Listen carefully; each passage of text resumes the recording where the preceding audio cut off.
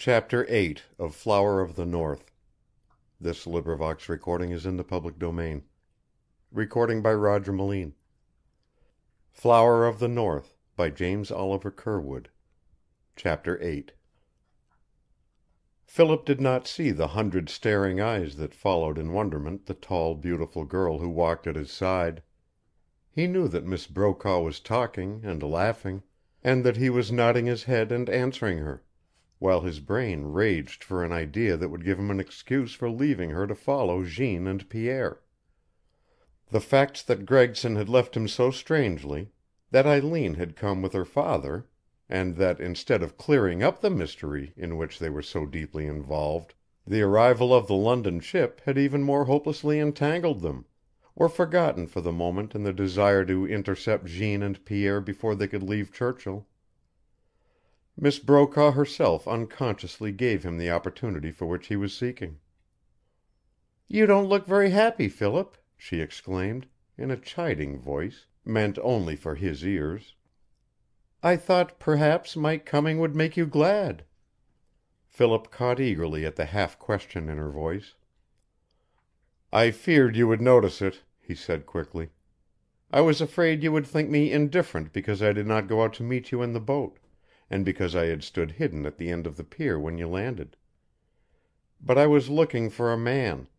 I have been hunting for him for a long time, and I saw his face just as we came through the crowd. That is why I am rattled," he laughed. "Will you excuse me if I go back? Can you find some excuse for the others? I will return in a few minutes, and then you will not say that I am unhappy." Miss Brokaw drew her hand from his arm. "Surely I will excuse you," she cried. "Hurry, or you may lose him. I would like to go with you if it is going to be exciting."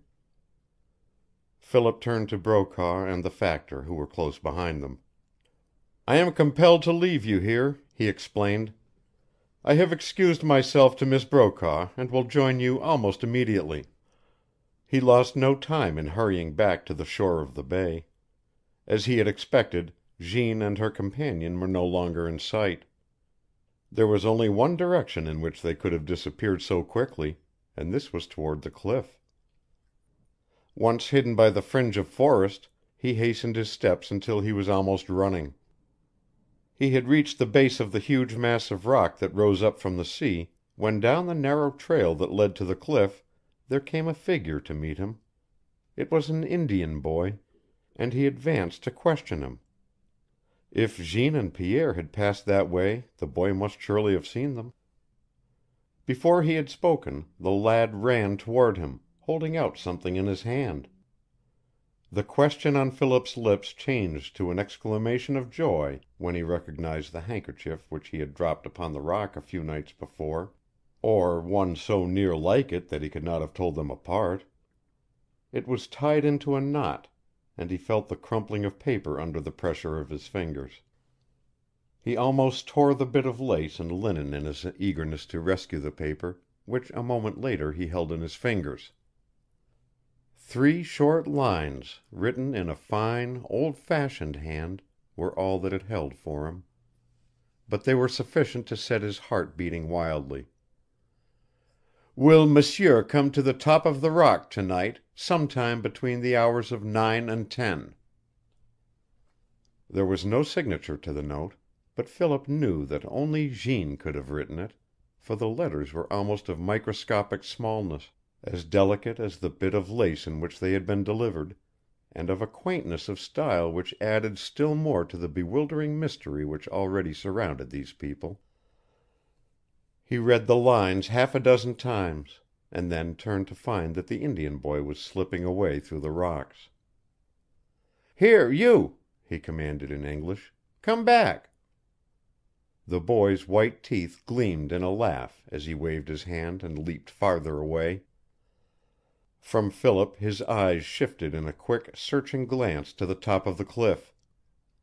In a flash Philip followed its direction. He understood the meaning of the look. From the cliff Jeanne and Pierre had seen his approach, and their meeting with the Indian boy had made it possible for them to intercept him in this manner. They were probably looking down upon him now, and in the gladness of the moment Philip laughed up at the bare rocks and waved his cap above his head as a signal of his acceptance of the strange invitation he had received. Vaguely he wondered why they had set the meeting for that night, when in 3 or 4 minutes he could have joined them up there in broad day.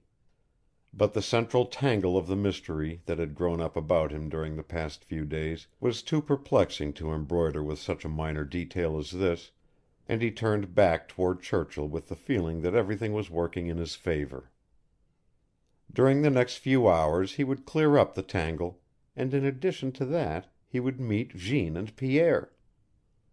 It was the thought of Jeanne, and not the surprises which he was about to explain, that stirred his blood as he hurried back to the fort.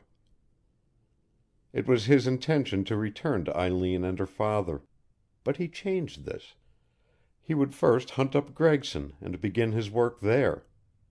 He knew that the artist would be expecting him, and he went directly to the cabin, escaping notice by following along the fringe of the forest. Gregson was pacing back and forth across the cabin floor when Philip arrived. His steps were quick and excited. His hands were thrust deep in his trousers pockets. The butts of innumerable half-smoked cigarettes lay scattered under his feet. He ceased his restless movement upon his companion's interruption, and for a moment or two gazed at Philip in blank silence. "Well," he said at last, "have you got anything to say?" "Nothing," said Philip. "It's beyond me, Greggy. For heaven's sake, give me an explanation." There was nothing womanish in the hard lines of Gregson's face now. He spoke with the suggestion of a sneer. "You knew all the time," he said coldly. "You knew that Miss Brokaw and the girl whom I drew were one and the same person. What was the object of your little sensation?" Philip ignored his question. He stepped quickly up to Gregson and seized him by the arm. "It is impossible," he cried in a low voice. "They cannot be the same person. That ship out there has not touched land since she left Halifax. Until she hove in sight off Churchill, she hasn't been within 200 miles of a coast this side of Hudson Strait. Miss Brokaw is as new to this country as you. It is beyond all reason to suppose anything else." "Nevertheless," said Gregson quietly, "it was Miss Brokaw whom I saw the other day, and that is Miss Brokaw's picture." He pointed to the sketch and freed his arm to light another cigarette. There was a peculiar tone of finality in his voice which warned Philip that no amount of logic or arguing on his part would change his friend's belief. Gregson looked at him over his lighted match. "It was Miss Brokaw," he said again. "Perhaps it is within reason to suppose that she came to Churchill in a balloon, dropped into town for luncheon, and departed in a balloon, descending by some miraculous chance aboard the ship that was bringing her father.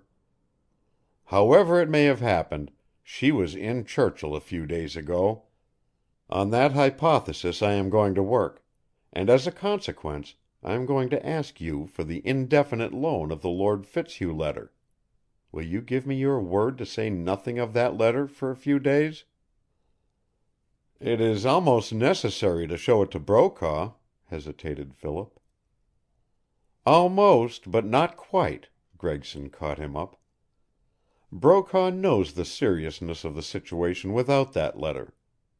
See here, Phil, you go out and fight, and let me handle this end of the business.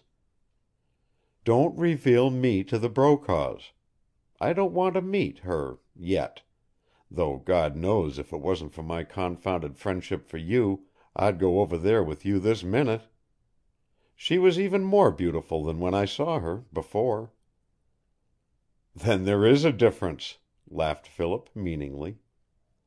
"Not a difference, but a little better view," corrected the artist. "Now if we could only find the other girl, what a mess you'd be in, Greggy. By George, but this is beginning to have its humorous as well as its tragic side.